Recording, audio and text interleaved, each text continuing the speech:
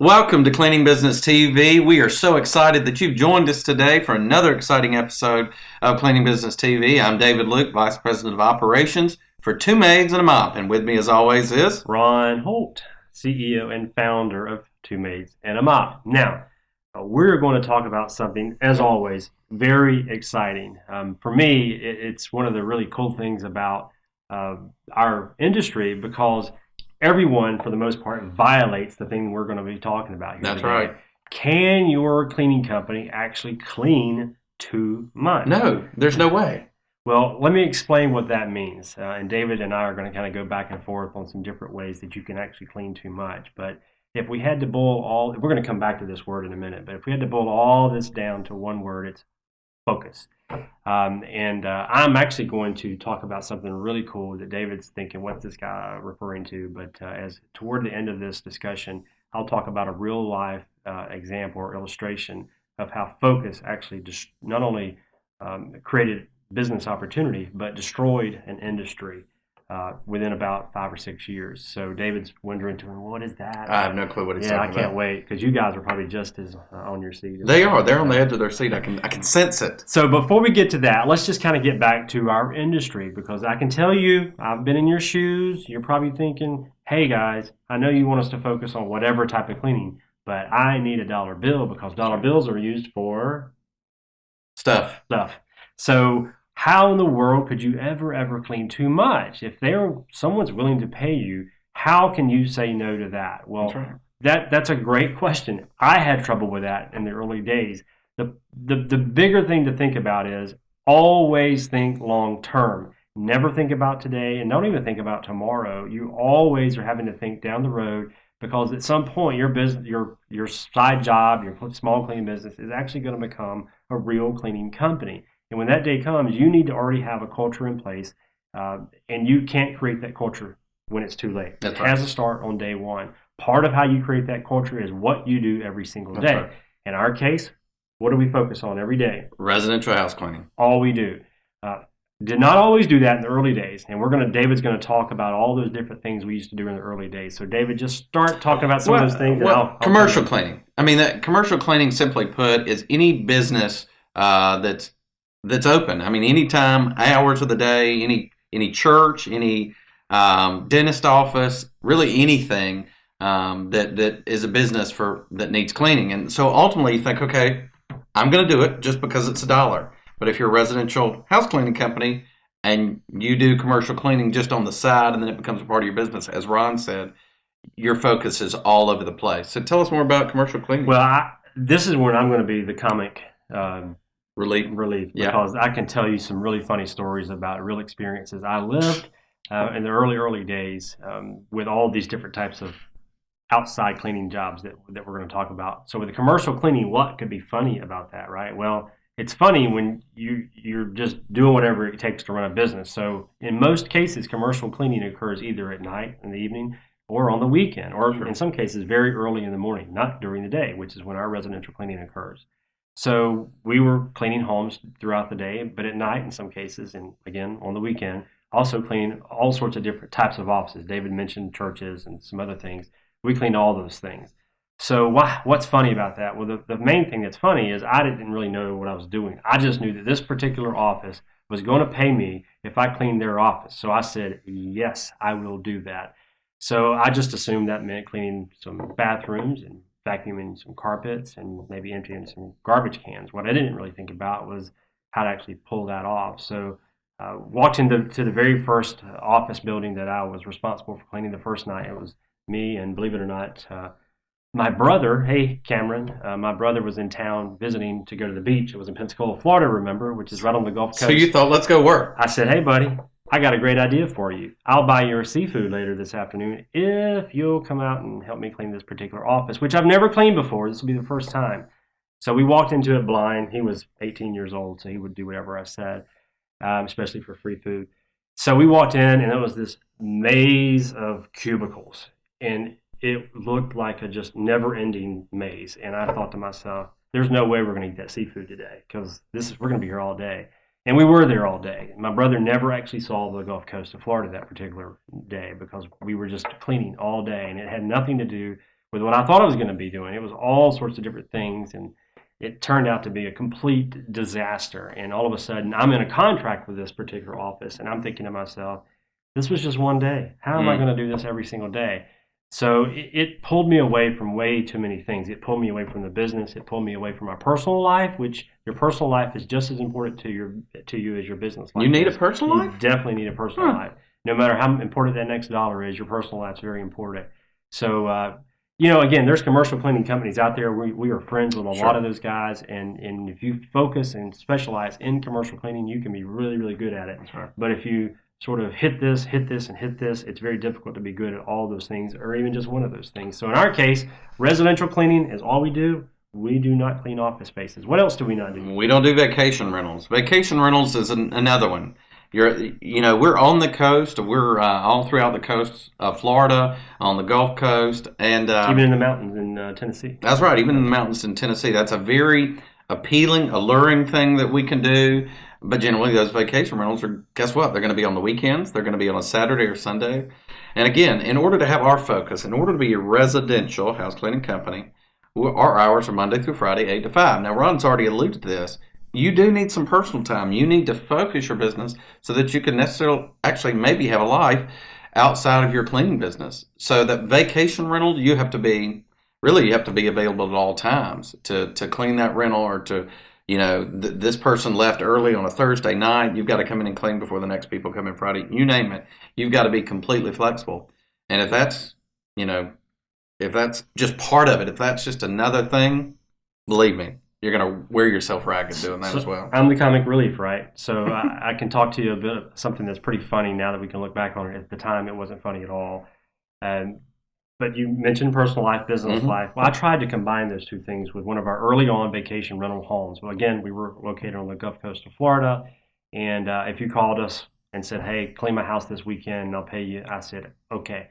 So we had this particular home that was directly on the Gulf of Mexico. Beautiful white sand out in front of it. Had this amazing sun deck with all sorts of really comfortable chairs to sit in. So again, they said, hey, can you clean it on this Saturday? And I said, yes. So I went out there and actually enrolled a friend this time to help me, because I couldn't get any of our actual employees to want to help me with this because I underbid it way too low. So me and a buddy went out there and we cleaned this particular home. And we finished, at least we thought we did. It was a complete disaster. But when we finished, we said, you know what? Whew, that was hard. Look at that view. And look at those chairs. They look very comfortable. So what's the worst thing that could happen if we take a quick break? We took a quick break, and all of a sudden, this family comes in from Atlanta, Georgia. They were so excited to be at the beach. They'd driven all the way from Atlanta. And here are these two strangers that are dirty and sweaty and, most importantly, unfamiliar to them, sitting in the sunroom. And we said, oh, don't worry, we're the cleaning guys. It was not a good experience. So that was the very last time that I actually cleaned the house, because it was just such a negative experience. And worst of all, had to give the money back because it was such a bad experience. So again, don't try to do too much. So there's some other things. We're going to talk about a few more things. Carpet cleaning. And I mean, you may think, okay, I do maid service. I vacuum carpets. I sweep. What about carpet cleaning? I could do that. That's just as easy. I can do that during the day, and I could do that as well. Carpet cleaning is a whole different beast, though. Carpet cleaning has its own industry. That there are definitely the Stanley steamers. They're the carpet cleaning companies. That's their focus. They don't do maid service. They don't do residential house cleaning, but they do carpet cleaning. Whenever you start foraying into these other markets, as it were, you start inviting competition that you're not necessarily going to be compared to compete with. And carpet cleaning is especially one, because there's such a niche already in that market that if you're just doing it as a side thing, you're going to get beat day in and day out for a carpet cleaning job, at least. In our case, our franchisees and even the managers in our company on locations actually turn people away on a regular basis. They actually get this question, whether it's by email or a telephone, can you clean my carpet while you're also cleaning my particular home? Because a lot of people move out, and we perform this type of move-in, move-out service. So a lot of people need, beyond just the cleaning they need, there's carpets professionally cleaned. So it would just make perfect sense, in your mind at least, to just go ahead and do both things. Because we're already there, how hard could it be? and then that's where it gets really ugly for you. Maybe for a time or two you're okay and things don't really go south on you, but all it takes is really one negative customer experience for it really to start derailing on you. And then on top of that, there are some real safety concerns when it comes to carpet cleaning that you don't have to deal with when it comes to just cleaning a home. So it's going to be difficult. There are cleaning companies out there. There are actually nationwide franchise cleaning companies out there that really promote this sort of diversified service offering. And one of the things they offer is carpet cleaning beyond just the typical house cleaning. And, they're doing well, I guess. But in our case, it's really better for us to focus and focus and focus. And carpet cleaning is something we can't focus on if we're also cleaning a house. So those are sort of outside the residential cleaning market. Sure. So it's kind of easy for you to think, well, okay, I'll just say no to the things that are outside of a home. But what about things actually inside a residential home? Are there still some things you could say no to? Yeah. Want to talk about some of those? Yeah, I mean, there's new construction. You probably need to say no to. What's an interesting thing is we actually went to a website the other day. It was from new construction, it was painting, it was maid service, it was gutters, it was lawn service, it was even organizational services. It was, you name it, we'll do it all. It was kind of a one-stop shop for everything. Which makes so much sense if you're a consumer. Sure. But as the business, it's very difficult to be very good at all of those things. That's That's what you have to always strive for, is to be great at what you're providing. Mm-hmm. And it's very difficult for us to understand how to be great at those things. That's right. And we don't, for us, we don't believe in a shotgun approach. And for me, whenever you're dealing with marketing, what your services you provide, we don't want to just nick people with a what is it, 12 gauge that goes out and spreads out and just nicks folks. We want to have a rifle focused approach and really knock people out with our services. And that's what we do. We want to make an impact in the industry we serve. And the only way we can do that is to focus on one industry, which we do. What are we?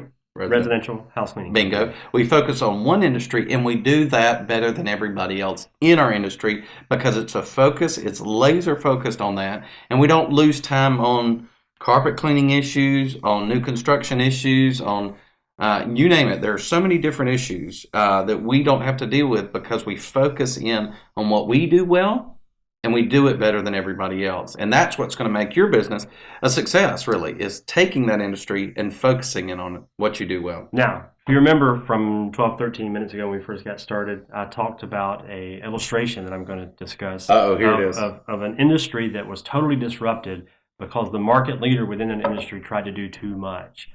So if you don't believe me, all these things we just told you sound good, and they sound real pure and simple, but you're probably still thinking, how can I say no to somebody? They want to pay me. I've got to take that dollar bill because I need another dollar bill. Well, hopefully this will prove it to you. Have you ever heard of a little tiny company called Netflix? More than likely you're thinking, Ron, you're an idiot, because that company is not little or tiny. But guess what? At one point, all it was a very simple, basic website. And even today, if you think about it, that's all Netflix is a website. What does Netflix sell? Videos. Yes. Rental, in the early days, rental DVDs or videos.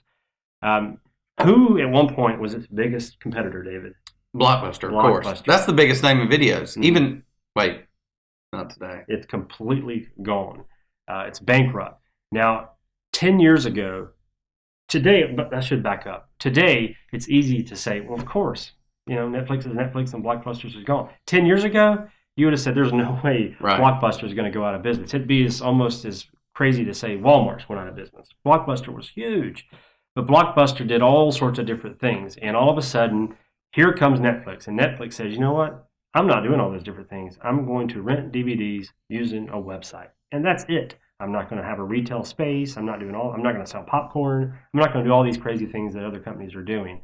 And at one point, Blockbuster said, come on, no big deal. Just more space, You're just a website. So all of a sudden, Netflix started gaining some traction and started getting some real customers and some real profits. And all of a sudden, Blockbuster got nervous and said, hey, Netflix, we'd like to buy you. And Netflix said no. And they offered hundreds of millions of dollars for this website. And Netflix said no. And this was, again, 6-7 years ago. And at the time, that probably was difficult to do for the owner of Netflix. But it's still, he obviously knew what was coming down the road. Mm-hmm. So today, we all know that Blockbuster is no longer, and the main reason, there may be some financial concerns. Who knows what the real economics of their business had, but the real basis of that collapse was the fact that they just had a shotgun approach to their business, whereas the big competitor, Netflix, focused on one thing and one thing only every single day. And that's what we do. When we walk through our doors in the morning, we know what we're going to do that day. That's right. We're not a fleet management company. We're not a carpet cleaning company. We are selling cleaning services inside your home, and that's it. That's it. So hopefully you've learned that you can't actually clean too much. So stay focused and clean houses. Or buy a Two Maids and a Mop franchise. Or even better, buy a Two Maids and a Mop franchise, and we will help you through every single step of the way. Thank you so much for joining us on Cleaning Business TV, and we hope to see you again next week. See you later.